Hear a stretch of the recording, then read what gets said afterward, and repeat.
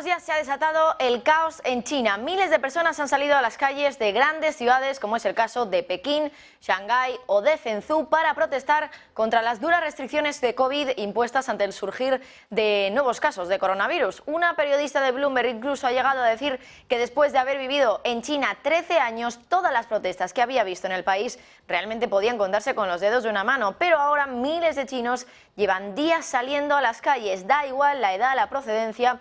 Ahí están, y la situación está poniendo contra las cuerdas cada vez más a Xi Jinping, su presidente. El presidente chino debe o no debe ceder ante las presiones de los ciudadanos para retirar la dureza de esas restricciones. Enseguida analizamos el caos que está viviendo China.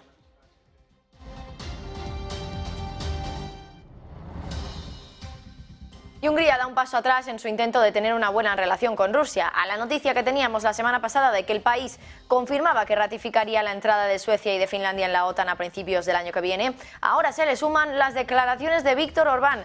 El primer ministro húngaro ha sido muy claro y ha dicho que apoya la entrada de Suecia y Finlandia en la OTAN. Esta confirmación de su apoyo a ambos países podría arquear muchas cejas en Rusia. Ya saben que el país de Putin ve como una amenaza que cada vez más países en sus fronteras se unan a la Alianza Atlántica, y Hungría ha sido uno de esos países en Europa que se ha opuesto a sanciones contra Rusia y que ha mirado un poco más por Putin, teniendo en cuenta la dependencia petrolera que tiene Hungría de Rusia. Entonces, ¿por qué ahora le echa un capote a la OTAN? Enseguida lo analizamos. Más de una semana con el mundial más caro de la historia, el primer mundial celebrado en Oriente Medio, casualmente en uno de los países con más reservas mundiales de gas natural, una de las materias primas más cotizadas en los últimos meses. Hoy nos vamos a adentrar en las cifras presentadas por un informe de Wells Fargo respecto al mundial de Qatar. ¿Qué gana este país celebrando este mundial? ¿Realmente necesitaba gastarse 200.000 millones de dólares en el mundial más caro de la historia? Se lo preguntamos enseguida a uno de sus analistas.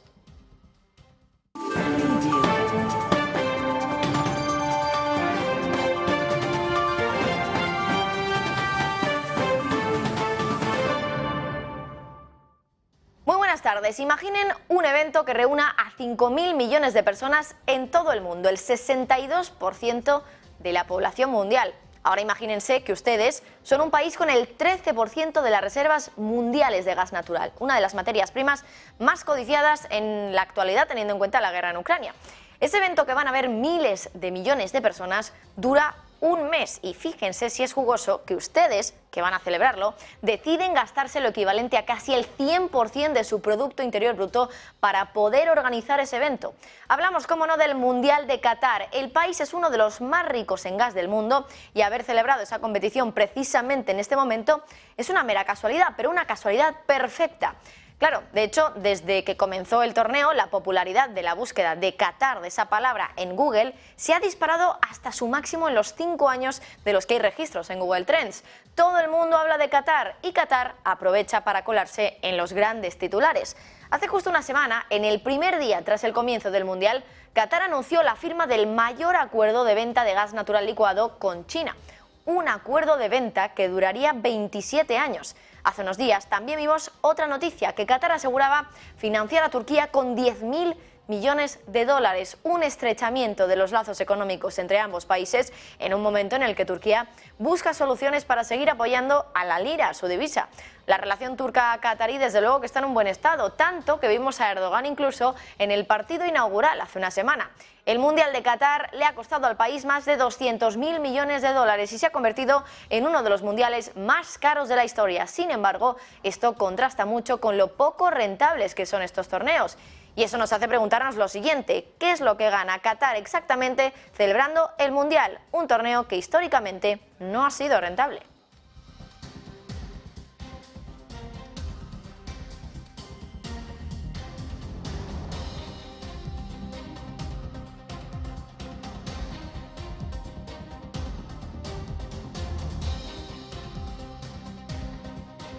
Hay muchas cuestiones, desde luego, que queremos tratar con uno de los analistas de este informe de Wells Fargo, del que les hablábamos, que nos hace mirar a las cifras, a los números, que nos ayudan a entender un poco por qué Qatar ha decidido gastarse tantísimo dinero en un mundial que precisamente, casualmente, en estos momentos podría ser tan importante para Qatar. Hay que recordar que, bueno, en este informe, ahora lo hablaremos con el analista que va a estar con nosotros, que es Brendan McKenna, International Economist and FX Strategist en Wells Fargo Securities. Vamos a preguntarle, bueno, entre otras cosas, si realmente Qatar considera que puede generar un beneficio de un torneo que históricamente ha sido un torneo que no sale rentable a los países que acaban organizándolo. También hay que recordar que Qatar se ha gastado más de 200.000 millones de dólares, que es un poquito menos que el 100% de su Producto Interior Bruto, en torno a un 99%, y que, por ejemplo, solo en estadios y solo en las facilidades de esos estadios se ha gastado 6.500 millones. Y la gran parte de ese dinero lo ha aplicado, lo ha financiado, todo esto, pues la gran parte de esta financiación ha llegado de Qatar Energy, que al final pues es la estatal qatarí que se dedica a exportar gas natural licuado. Está todo muy interconectado, el Mundial de Qatar, desde luego, con la situación energética actual y, bueno, pues la importancia que tiene Qatar en este tablero político, geopolítico, energético. Vamos a preguntarle sobre todo esto a uno de los analistas que tenemos el placer de saludar ahora mismo, uno de esos analistas de Wells Fargo que ha elaborado ese informe. Vamos a saludar ya a Brendan McKenna, que es International Economist and FX Strategist at Wells Fargo Securities. Brendan, thank you so much for being here in Negocios Televisión. Of course, thank you for having me. This World Cup, Brendan, in Qatar is the most expensive in history. You say it in your reports. However, there you say that this tournament rarely is profitable, really. So do you believe Qatar actually thinks they will make a profit out of this World Cup? Well, I think there's two ways to look at profitability. I think if you're just thinking about profitability from a revenue and expenses standpoint, I think it's very likely that Qatar actually thinks that they will not be profitable from a revenue perspective. So I think they're okay with actually taking that loss because their public finances are in such great shape. They have fiscal surpluses and debt levels are relatively low. But I think the other angle that you can look at it is that if Qatar is able to pull off a successful World Cup, and that's a very big if, I think there's a pretty good chance that financially there could be some success that's gained from foreign investment coming into Qatar and kind of helping the government along with its economic diversification strategy that they're looking to implement over the next couple of decades or so. So I think there's two different ways to look at it, but in the very short term, from a dollars and cents perspective, I think it's very possible that Qatar will wind up taking a large financial loss from organizing the World Cup. Since the country was awarded the tournament in 2010, it has poured at least $200 billion into new infrastructure, including also $6.5 billion on stadiums and facilities. This was largely paid for by revenues from Qatar Energy's LNG exports. So this makes me ask myself the next question. Will Qatar Energy ever get that money back, the money it invested in the World Cup? Do you think Qatar's World Cup will make it export more natural gas? I certainly think they'll make that money back. To your point, Qatar is a very large LNG and kind of natural gas exporter. And I think the one thing that probably should be noted is that the government is really making a very strong effort to enhance and improve their natural gas exporting capabilities by developing the North Field and some other gas fields within the country. So just from that perspective, it looks like the natural gas capabilities will certainly improve going forward. The other thing I should note is that with kind of the globally coordinated isolation of Russia, kind of given the events of this year, there's a very good possibility that Qatar is looking to export to different parts of the world, and demand for Qatari natural gas is going to improve also. So just from that perspective, from a demand perspective, there's also a pretty good chance that the financial impact that Qatar sees from a natural gas exporting perspective also improves, and that can help them regenerate some of the expenses that they spent on the World Cup. One of the objectives one can think of for Qatar hosting this World Cup is having better reputation. But I'm asking myself the next question. Will a better reputation for Qatar actually have an impact on their economy? Did Qatar really have to host this World Cup in order to be a global player, or isn't it already a global player, especially on natural gas? So I would certainly agree in the sense that Qatar is a player on the global stage just as a natural gas exporter. That's certainly true. But this kind of goes back to the point I was making earlier about Qatar doesn't just want to be a petro state. They want to be involved in many different businesses. They want to diversify their economy a little bit more. And they've certainly done that over the last couple of decades or so. But I think going forward, they want to make additional efforts towards that diversification. And I think one of the ways that they can do that is actually hosting the World Cup, getting more eyeballs on the country. And eventually that can attract more foreign investment into the country. So I think hosting the World Cup is actually a great way to kind of raise your status on the global pedestal. Now, there's certainly been some issues around kind of labor conditions and kind of other issues within Qatar, but I would say that there has been some progress being made on those types of issues. So Qatar has done away with the kafala system. It made organizing unions a little bit more easier and kind of shifting some of the power back towards the employee instead of the employer. So if those types of reforms are continued to be made, I think that's also something that can attract more investment capital towards the country and kind of aid and kind of the shift away from just being a petro state into more of this economic player across the global economy. Qatar, Brennan, has some of the largest proved natural gas reserves. This is something you say on your report. It owns over 13% of proved natural gas reserves in the world. However, the country, we must say, is locked into long-term delivery contracts across Asia and is unable to divert exports to European Union countries. Nevertheless, in your report, you say that Qatar may be able to replace Russia as the EU's primary source of natural gas over time. Why is this? But I think this also goes back to my point that I was making a little bit earlier as well. The Qatari government has plans to enhance and improve the existing natural gas fields. So a lot of the gas fields and the proven natural gas reserves are undeveloped at this point. I think the Qatari government is dedicating a lot of capital and a lot of resources towards developing those proved natural gas reserves. So that should be something that can enhance Qatar's ability to export natural gas to other parts of the world. And even though they're locked into contracts in Asia, maybe in the next couple of years or so, there's an avenue to develop new contracts and actually be the primary natural gas and energy provider to Europe and the European Union. So I think you'll probably see those efforts pick up pace a little bit more in the coming years and decades or so. And again, as kind of the globally coordinated and the sanctions regime on Russia persists and stays in place for the foreseeable future, that really just opens up a path for Qatar to be not only a large natural gas exporter, but possibly the largest natural gas exporter in the world. Dan, thank you so much for this interview in Negocios Televisión. Thank you so much for giving your view on what Qatar has at stake in this World Cup. Brendan McKenna, international economist and FX strategist at Wells Fargo Securities. It's been a pleasure to speak to you. Thank you. Thank you so much. Bueno, y nosotros mientras tanto vamos a cambiar de tema, nos vamos del Mundial de Qatar, que a priori pues es un evento feliz, desde luego, al caos que se ha desatado en China en los últimos días. Miles de personas han salido a las calles de grandes ciudades, como es el caso de Pekín, de Shanghái o de Zhengzhou, para protestar contra las duras restricciones COVID impuestas ante el resurgir de los casos de coronavirus. Una periodista incluso de Bloomberg decía que después de haber vivido 13 años allí, todas las protestas que ha visto en el país podían contarse con los dedos de una mano, pero que ahora miles de chinos llevan saliendo a las calles durante días. Miles de chinos que no entienden de edades, porque tenemos a residentes, jóvenes y mayores en Shanghái quejándose todos por las restricciones de COVID, que además se han visto agravadas por lo ocurrido en una ciudad al norte de China, Urumqi, donde un incendio en un bloque de apartamentos ha provocado 10 muertos y muchos culpan por ello a la política cero COVID. Creen que las restricciones evitaron que los afectados pudieran haber sido rescatados o que pudieran haber huido. Algunos de esos manifestantes preferían ser más sutiles y han levantado carteles en blanco como crítica a la censura por el Partido Comunista, pero otros más atrevidos han optado por directamente gritar abiertamente que Xi Jinping y el Partido Comunista deben dimitir.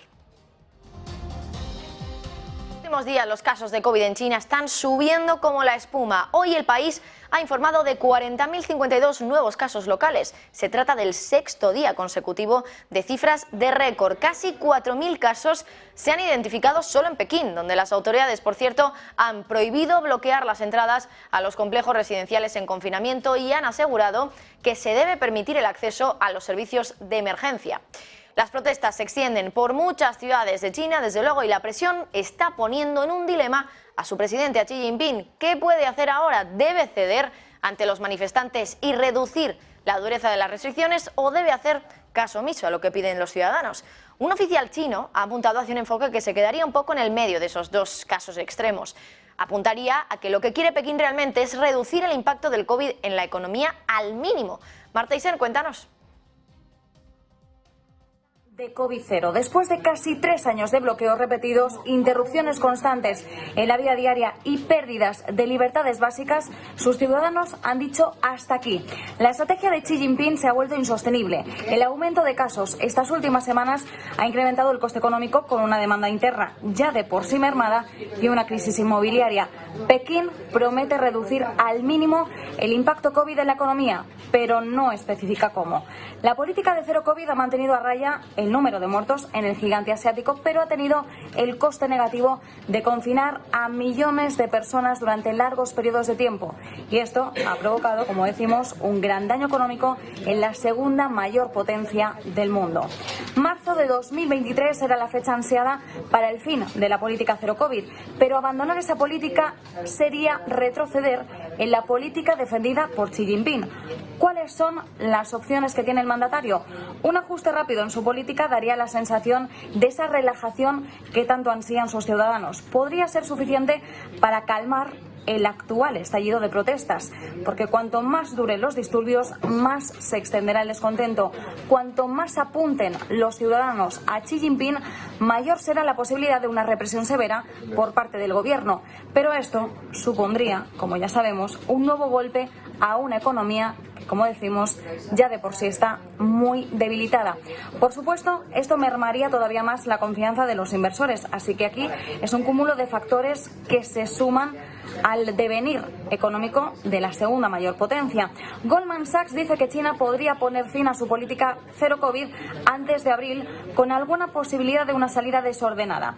Es posible que Xi Jinping pronto deba elegir entre más bloqueos o más brotes COVID, pero los ciudadanos no están dispuestos, como decimos, a prolongar durante más tiempo la situación de libertad controlada de estos últimos 3 años. China ha llegado a un punto de inflexión. Las protestas que han estallado contra la estrategia COVID-0 representan uno de los mayores desafíos para el Partido Comunista desde la crisis de Tiananmen hace más de 30 años. La forma en la que Xi Jinping responda puede ser fundamental para el futuro del país. Esa es la cuestión clave. ¿Cómo va a responder Xi Jinping, el presidente chino? Vamos a intentar adentrarnos un poquito en esta situación. Ya saben que China es muy opaca, que normalmente no estamos acostumbrados a ver tantas protestas, así que desde luego que esta situación es insólita en China y podría básicamente ser un punto de inflexión en todo esto del coronavirus y de las políticas cero COVID. Vamos a intentar, como digo, adentrarnos en todo este asunto con la ayuda de Rafael Galán Perpe, economista experto en China. Rafael, muy buenas.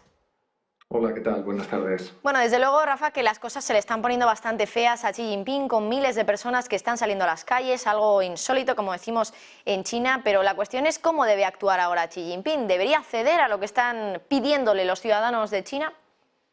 Bueno, yo creo que va a encontrar un punto intermedio. Hace unas semanas también ya comentamos que hay una experiencia en una ciudad piloto en la cual se estaban liberalizando de alguna manera todas esas restricciones tan fuertes. Es la ciudad de Shijiazhuang, es la capital de Hebei, al norte del país, con 11 millones de habitantes. Y yo creo que entre eso que se va a acelerar de alguna manera a otras ciudades, algunas restricciones que, como digo, yo creo que sí se van a levantar, por ejemplo, todo el tema de los códigos de colores, ¿no? Código verde, código rojo, código amarillo, por el cual, bueno, pues muchas personas están confinadas por tener contactos estrechos y, de hecho, bueno, pues según me cuentan, en algunos casos sí que les permiten salir o están reduciendo también las cuarentenas de algunas de estas personas. Y el segundo punto también importante es la vacunación. Hay mucha gente mayor todavía que no tiene la tercera dosis, ronda aproximadamente el 40%. Y yo creo que una campaña de vacunación masiva, pues sí que sería también importante, como digo, pues para ayudar a levantar todas esas restricciones y que de alguna manera pues ese descontento que estamos viendo y estas protestas apacigüen.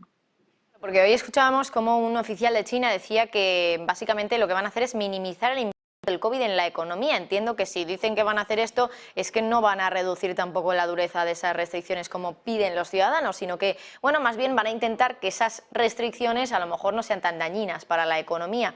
En este sentido va bastante en línea con lo que decías, que pueden adoptar un enfoque un poco a medio camino, ¿no? Ni muy duro con las restricciones, ni tampoco pues eliminarlas por completo, como tenemos aquí en Europa. Efectivamente, el impacto en la economía está ahí, lo estamos viendo desde hace meses, sobre todo, bueno, pues las ventas al por menor, esa caída también en términos en términos interanuales que veíamos ya el mes pasado, el famoso 11-11, el Día de los Solteros, que, bueno, funcionó relativamente mal, entre comillas, no solo, bueno, pues en ventas prácticamente estancadas con lo que vimos el año anterior, sino también en entregas, muchos retrasos en las entregas y el impacto ya ha llegado. Es cierto que desde el gobierno sí que han hecho algunas medidas, pero en términos monetarios, como esa bajada también del ratio de reservas hace unos días. Yo creo que también va a haber políticas fiscales, pero en cualquier caso, sí, una liberalización de alguna forma más suave de esas medidas lo que va a permitir es que, por ejemplo, el consumo se reactive de alguna manera, porque estamos viendo también que las compras online, como decía, que son básicamente las que se realizan el 11 de noviembre, el 11-11, pues se han visto también afectadas pues precisamente porque la gente tiene miedo a más confinamientos, con lo cual todos los productos, bueno, pues esos bienes como pueden ser cosméticos, ropa deportiva, pues sí que es donde más afectado, que es donde más se producían las ventas. Con lo cual yo creo que va a haber, no obviamente un levantamiento de las restricciones fuertes, pero sí políticas combinadas y también, como digo, en términos monetarios e incluso fiscales, ¿no? Eso ya más referente a la macro, que ya veíamos, bueno, pues que estaban teniendo cifras bastante malas, como digo, en todo este año. Rafa, hoy por ejemplo leía, una de las interpretaciones de este asunto es que a lo mejor este es el primer paso para una reapertura el año que viene, y me explico. Al final, igual que en Europa, cuando empezamos a poder convivir con el virus, veíamos que no desaparecía a pesar de los confinamientos, a pesar de estar meses en casa, el virus no desaparece. También teniendo en cuenta el descontento que había entre la población aquí en Europa con tantos confinamientos, tantas restricciones, al final los gobiernos, pues ya por una cuestión de, bueno, pues al final el final natural tuvo que ser levantar las restricciones y aprender a convivir con el virus. También por ese descontento, insisto, de la población. No sé si aquí en China, teniendo en cuenta cómo son de complacientes los chinos, pero que estamos viendo que ya no lo están empezando a ser, a lo mejor esto también es el primer paso para que tengamos una reapertura total de la economía china.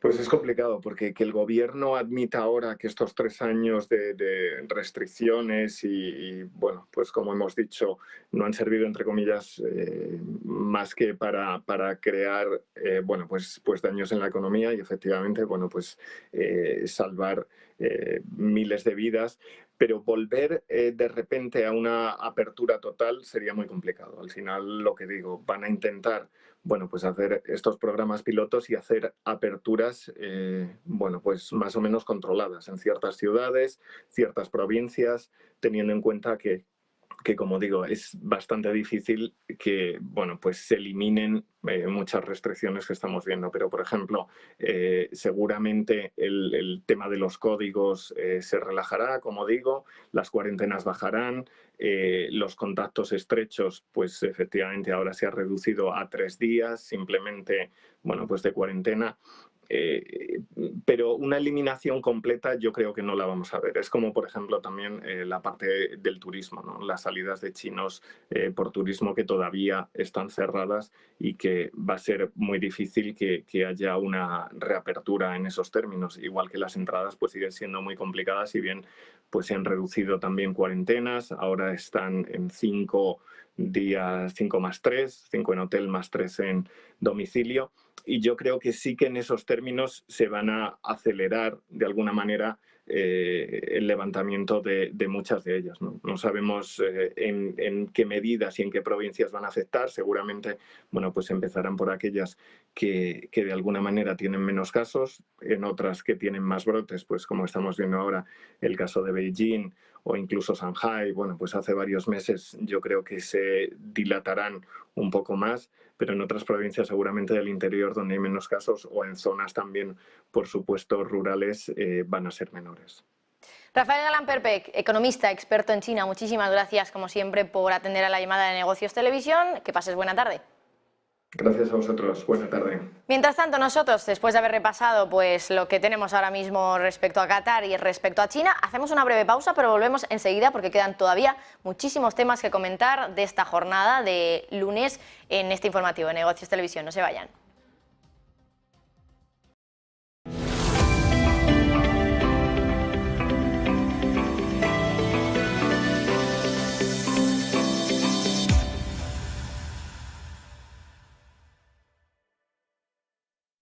Ven al Torreón, estamos en El Pardo, un espacio único en plena naturaleza. Disfruta de momentos de desconexión mientras saboreas la mejor gastronomía. Disponemos de 7 amplias terrazas y salones para todo tipo de eventos. Degusta nuestros exquisitos platos acompañados de una selecta bodega de vinos. A tu servicio, un gran parking y zona infantil. Abierto los 365 días del año. Cocina ininterrumpida desde las 10 de la mañana hasta las 12 de la noche. Haz tu reserva.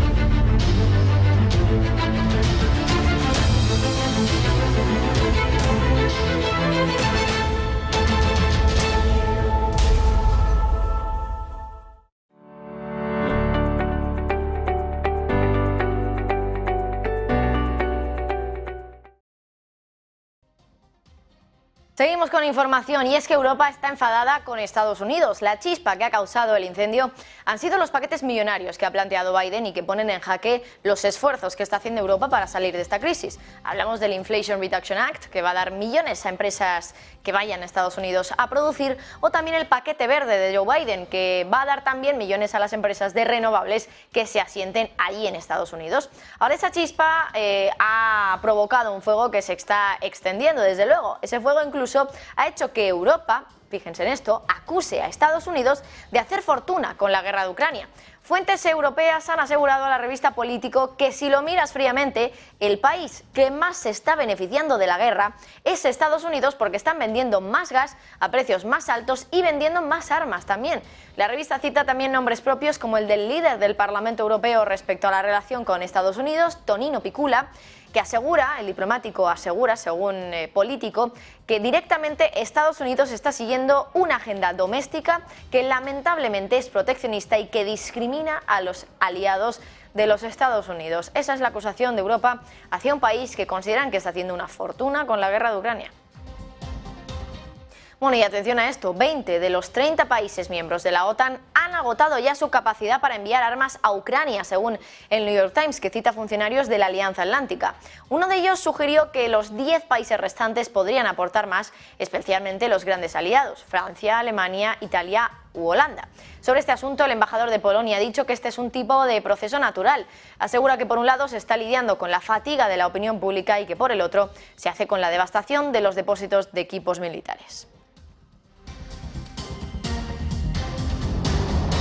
Y luego tenemos el caso de Hungría, que da un paso atrás en su intento de tener una buena relación con Rusia. A la noticia que teníamos la semana pasada de que el país confirmaba que iba a ratificar la entrada de Suecia y de Finlandia en la OTAN a principios de 2023, ahora se le suman las declaraciones de Viktor Orbán. El primer ministro húngaro ha sido bastante claro, ha dicho que apoya la entrada de Suecia y Finlandia en la OTAN, y esta confirmación de su apoyo a ambos países podría crear muchas cejas en Rusia. Ya saben que el país de Putin ve como una amenaza que cada vez más países en sus fronteras se unan a la Alianza Atlántica. Hungría ha sido uno de esos países en Europa que se ha opuesto a sanciones contra Rusia y que ha mirado un poquito más por Rusia, teniendo en cuenta la dependencia petrolera que tiene Hungría de este país. Mucho petróleo del que utiliza Hungría viene del oleoducto ruso Druzhba.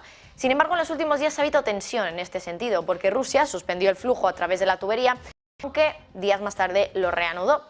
Días después de ese lío, ahora Orbán dice que apoya lo que Rusia tantas veces ha criticado, la entrada de Suecia, de Finlandia también, en la OTAN. Hace unos días les contábamos que pese al miedo que parecía dar Meloni, la bolsa italiana ha sido una de las mejores en los últimos meses en Europa y que su prima de riesgo ha bajado con fuerza. Sin embargo, hay un aspecto que podría meter en problemas a Meloni, la deuda garantizada de sus empresas. Esto no deja de engordar y ya suma 127.000 millones de euros. Y es que supone otra carga adicional más para el Estado italiano. Eva Villanueva, cuéntanos. Muy buenas. El próximo golpe a Italia podría venir dado por la deuda garantizada de las empresas. Un problema que alcanza los 123.000 millones de euros y que lo supera, según los datos de la Autoridad Europea Bancaria. Ni más ni menos que 4.000 millones más que en el trimestre anterior y que no será fácil de resolver teniendo en cuenta además las consecuencias que de esto se desprenden. De primera se trata de un monto que preocupa a los inversores, aunque no parece que tanto a las autoridades de Roma. De hecho, lejos de frenarse esa cantidad, la deuda corporativa garantizada por el Estado ha aumentado en el segundo trimestre, lo que supone un movimiento contrario a la tendencia. Una carga adicional que se suma a los riesgos que se desprendan de la crisis y la inflación energética y el escenario de recesión. Factores que además se enmarcan bajo previsiones como la del Fondo Monetario Internacional, que anticipan que la economía italiana se contraerá un 0,3% en 2023. Con todo esto, y según analiza Bloomberg, las empresas italianas siguen apoyadas en estos grandes préstamos que tienen otra derivada que no es otra que la de dificultar los esfuerzos del gobierno para ayudarles a superar ahora la crisis del aumento de los costos de energía. Bajo este paraguas, Italia se impone como el país con la mayor cantidad de deuda corporativa garantizada por el gobierno que tiene que pagarse en la eurozona, y eso que no es la economía más grande de la región. La pregunta gira ahora en torno a si, en medio de este escenario de crisis, inflación, hasta dónde puede ayudar el gobierno de Meloni a sus empresas ya endeudadas. El Ejecutivo de Coalición está implementando un paquete de ayuda que permita a las empresas distribuir sus facturas de energía hasta un plazo de 2 años y brinda a proveedores de gas y de electricidad una garantía respaldada por el gobierno del 90% sobre su exposición a las facturas reprogramadas. ¿Pero de qué servirá? Pues según el estudio y el análisis de la Escuela de Administración SDA Bocconi en Milán, cualquier apoyo adicional para las empresas en forma de deuda solo pospondrá el dolor, dejándolas con estructuras corporativas muy endeudadas que podrían volverse insostenibles si los ingresos y las ganancias se ven afectados en ese entorno recesivo que se espera.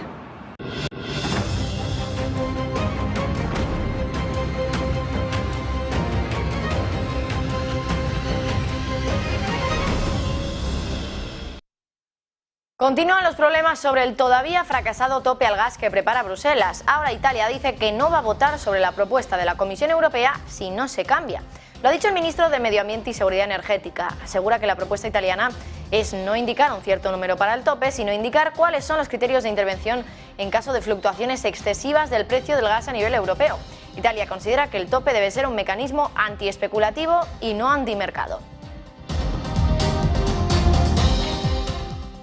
Al tercer primer ministro británico este año le está pasando lo mismo que a sus otros dos predecesores, que se le están revelando los suyos, los conservadores. Ya le pasó la semana pasada con una votación sobre planes de vivienda, pero ahora tiene otro problema. 20 conservadores quieren enmendar una ley, una parte de una ley que se va a debatir en los próximos días y que en la práctica supone extender la prohibición que hay en el Reino Unido de construir nuevos parques eólicos terrestres. Entre esos 20 opositores están los dos anteriores primeros ministros, Liz Truss y Boris Johnson, que argumentan que no se debe extender esa prohibición que lleva desde 2015 porque la energía eólica es una de las más baratas y limpias y supondría aumentar la independencia energética del país y relajar la presión sobre los precios de la factura eléctrica. De hecho, el propio Johnson ha cambiado tanto de opinión que ahora quiere retirar la prohibición cuando hace solo unos años decía que los parques eólicos terrestres no eran más que molinos blancos satánicos. Se espera que esa enmienda tan polémica se vote antes del día 20 de diciembre. Si Sunak se libra, sería la segunda rebelión seguida que consigue evitar. La semana pasada sacó adelante ese plan de vivienda pese a la oposición de varios de los conservadores. Italia podría introducir un impuesto sobre beneficios extraordinarios de las energéticas del 50% y no del 35%, como se había dicho días atrás, según Reuters. Se aplicaría el año que viene y se haría sobre los ingresos de las empresas energéticas, no sobre los beneficios. Y estos serían empresas que se hayan beneficiado del aumento de los precios del petróleo y del gas, según el borrador del presupuesto del gobierno para 2023 al que ha tenido acceso Reuters. Roma espera recaudar unos 2.565 millones de euros con ese impuesto.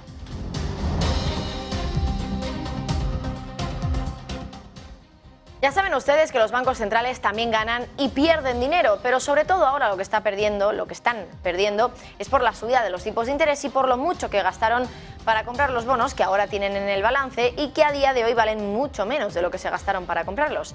Lo cierto es que, por ejemplo, cuando la Fed ganaba dinero, todos los meses le daba parte de ese dinero al Tesoro de los Estados Unidos, al gobierno.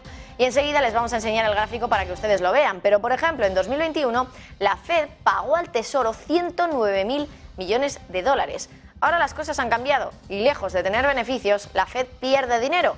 Por tanto, ¿qué pasa ahora? ¿Es el Tesoro el que tiene que dar ahora el dinero a la Fed por estar en pérdidas? Gabriel Montalto ha analizado un poquito la situación y nos desvela algunas dudas. Le vamos a traer unos datos, unas noticias que probablemente pocos conocían. La Reserva Federal, que no deja de ser una entidad que está compuesta por otras entidades bancarias, a su vez, lleva ya de momento en 2022 una pérdida aproximada de 1 billón o 1 trillón de dólares americanos. El año pasado había abonado al Departamento del Tesoro americano, el Treasury, aproximadamente 107.000 millones de dólares en conceptos de beneficios netos. La Reserva Federal, como entidad financiera también que es, tiene ingresos, tiene gastos, abona dividendos y una vez que queda un saldo contable positivo, en este caso neto, este se desplaza directamente o se tiene que transferir en su totalidad al Tesoro americano. Bien, con la subida de intereses que ha venido haciendo a lo largo de este año y la tenencia de bonos, no es suficiente para cubrir los ingresos, o sea, en este momento gasta más la Reserva Federal para cubrir la subida de tipos de interés que abona y que ha hecho y ha incrementado a lo largo de los últimos meses frente a los ingresos que mantiene. Esto le está llevando a tener ya en el mes de mayo una pérdida aproximada de 510.000 millones de dólares. Ahora, esa cifra se está situando aproximadamente en casi en el billón de dólares. Esto no deja de ser, sin embargo, un mero ajuste contable, o sea, un apunte contable. Es muy difícil o es casi imposible que la Reserva Federal hiciera o entrara en bancarrota, como puede ocurrir sí con una entidad financiera privada, que se somete a otro tipo de regulaciones, se somete a otro tipo de reglas a las cuales la Reserva Federal y otros bancos centrales no se someten. El Banco Nacional Suizo también, el central de Suiza, durante algunos años ha estado en pérdidas. El Banco Central de Checo, por ejemplo, llegó a estar casi 20 años en números rojos hasta que después se fue recuperando a medida que tomaba nuevas medidas monetarias. Y es ahora que la Reserva Federal se encuentra con este apunte en rojo, el cual no podrá hacer abonos al Departamento de Tesoro, y ahora lo que le corresponde a la Fed es que en los próximos años, si bien tiene la obligación de transferir los importes netos o los beneficios netos como entidad al Departamento del Tesoro, lo que va a hacer es descontar o lo que va a hacer es sencillamente tratar de igualar en algún momento todo lo que quede como ingresos frente a las pérdidas que de momento se le vienen originando en el 2022. Para hacerlo mucho más sencillo, imaginemos que tenemos un negocio, hacemos caja todo el día, tenemos nuestros gastos y nos queda un saldo X. Ese saldo X neto de beneficio, después de haber pagado impuestos, etcétera, lo guardamos en una cajita. La cajita sería el Departamento del Tesoro y la Reserva Federal, un comercio como cualquier otro. En el gráfico podemos observar en este momento el balance sheet de la Fed muy en rojo, pero que seguramente se mantendrá durante un tiempo así, pero repetimos, no llevará a la bancarrota ni al quiebre de la Reserva Federal, sino de que nuevamente con nuevas políticas monetarias volverá a tener ingresos como siempre ha sido hasta ahora, y estos no serán transferidos al Departamento del Tesoro hasta que haya salido de esos números en rojo, que bajo ningún concepto son números reales o físicos, simplemente apuntes contables.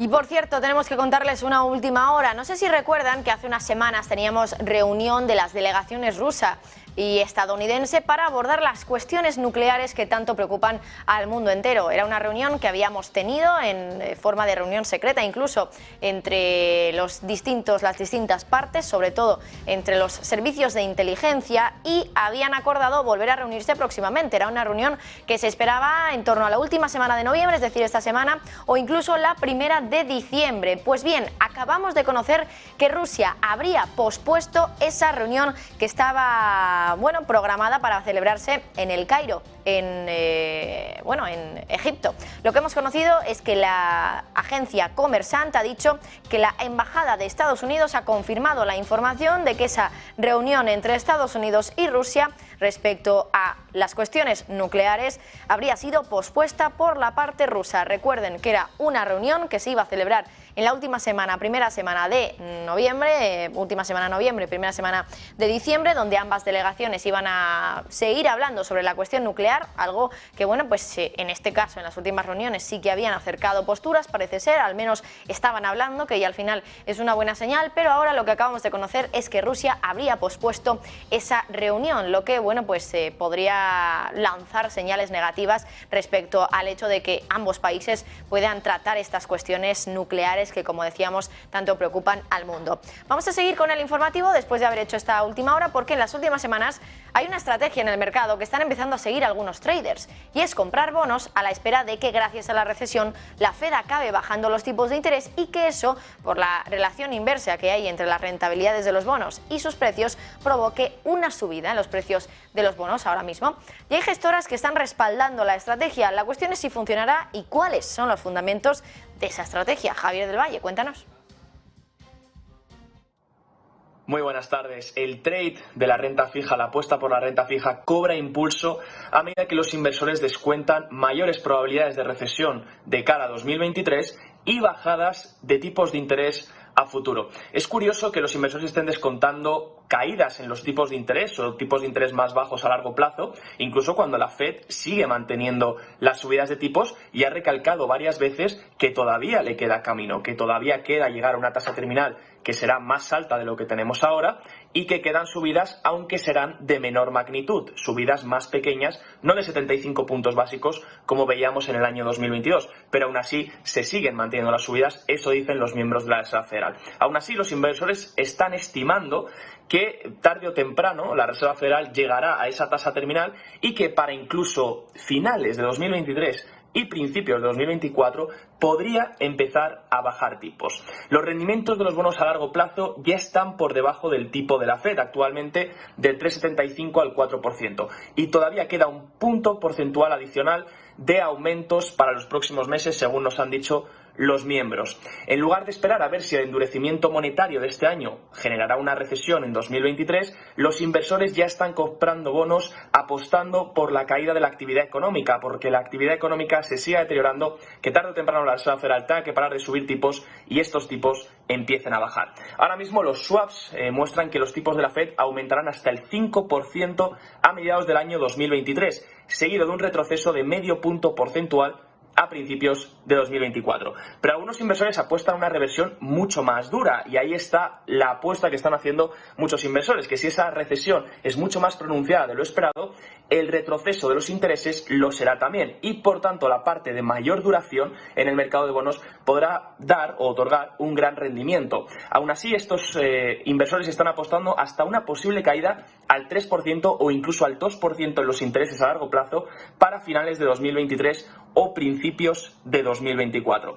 Hay muchos datos esta semana que darán movimiento a los intereses y al mercado de bonos. No se olviden, dato de inflación favorito de la Fed, el PCE, dato del PMI de la actividad económica y datos del mercado laboral, tanto nóminas privadas ADP como nóminas, el dato de nóminas no agrícolas que publica el BLS.